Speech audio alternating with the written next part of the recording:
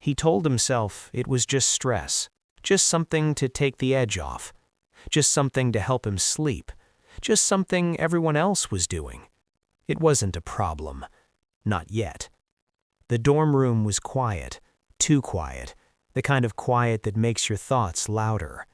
Laptop glow against his face, phone in his hand, assignment overdue, alarm set for 7 a.m. It was 2:17. Again. He whispered the same sentence he had whispered every night for months. Last time.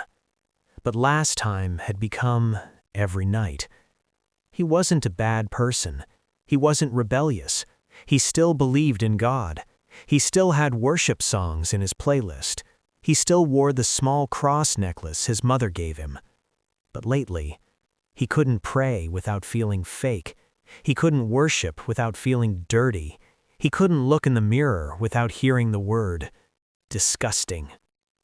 The mornings were the worst. Heavy eyes, missed classes, muted group chats, avoided calls. He would sit on the edge of his bed and stare at the floor, ashamed. Not because he didn't want God, but because he kept choosing something else.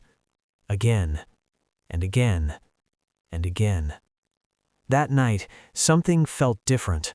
Not because the temptation was stronger, but because he was tired. Not physically, spiritually. He closed his laptop. Silence filled the room, and for the first time he didn't reach for the distraction. He slid down from his bed and sat on the floor, back against the mattress, hands over his face, and he whispered something he hadn't said in a long time. If you still want me, I'm here. No performance, no long prayer, just surrender. The room stayed quiet, but the quiet didn't feel empty. It felt present. He didn't see a flash of lightning. There was no thunder, no overwhelming force, just a warmth, soft, gentle, like sunrise before the sun fully appears. He sensed someone beside him, not standing over him, not judging him, beside him. And when he lowered his hands from his face, Jesus was sitting there, on the dorm room floor, with him.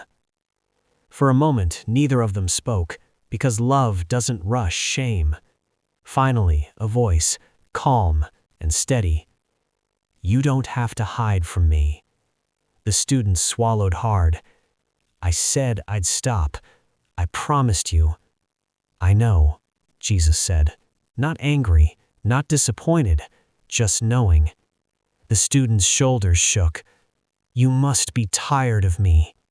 Silence. Then Jesus turned toward him fully.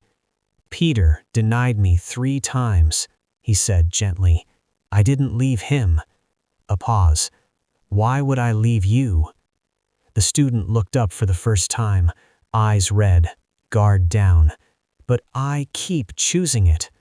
Jesus shook his head softly. No, you keep choosing relief. You just haven't learned where real relief lives yet.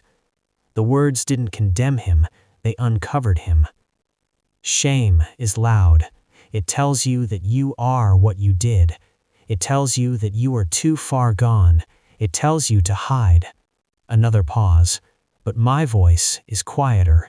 You have to lean in to hear it. Tears streamed down the student's face. Can you really still use me? He whispered. Jesus smiled, not a distant smile, a close one. I don't call perfect people. I call willing ones. The student's breathing began to slow.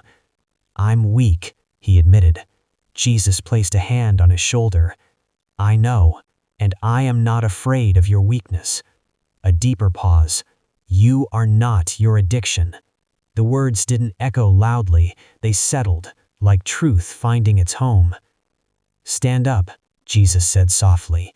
Not because you're strong, but because I am with you. The light faded gently, not gone, just carried within him. Morning came, ordinary sunlight through thin dorm curtains. He opened his eyes. For a split second, the habit whispered, reach for it. He reached toward his phone. stopped, breathed in, breathed out. He sat up slowly.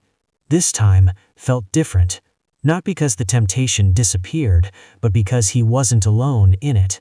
He opened his phone, scrolled, paused, deleted an app. His finger hovered for a second before pressing confirm. Gone. He blocked a number, closed a tab, moved his laptop off his bed. Small steps, but real ones. He looked at the Bible on his desk. He hadn't opened it in weeks. He picked it up, hesitated, then opened it anyway. Not perfectly, not confidently, just honestly. Then he typed a message. "Hey, I think I need accountability." He stared at it and pressed send. Freedom didn't arrive like fireworks. It arrived like courage, quiet, steady, choice by choice. He still had battles ahead, still had habits to break, still had healing to walk through, but shame no longer had the loudest voice, because now he knew something. He wasn't fighting for God's love, he was fighting from it. Later that day, he walked across campus, backpack on, sunlight warm against his face, students laughing, life moving, and for the first time in a long time, he didn't feel disgusting. He felt seen. Maybe you're listening to this right now, and you know that cycle, the promise, the fall, the shame, the silence. Maybe you've whispered the same words, last time.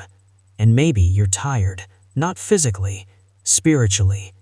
Listen carefully. You are not too far gone. You are not too ashamed, and you are not fighting alone.